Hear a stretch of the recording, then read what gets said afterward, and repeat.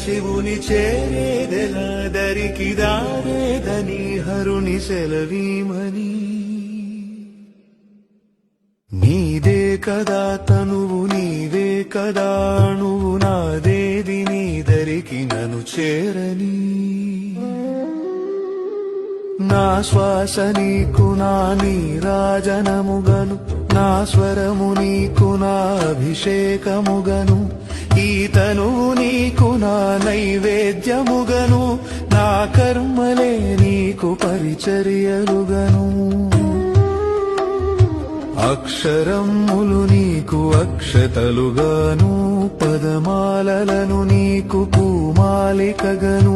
కరతాళ ధ్వనులివే మేళ తాళాలుగను సేవించనా నిన్ను నీ భక్తునిగను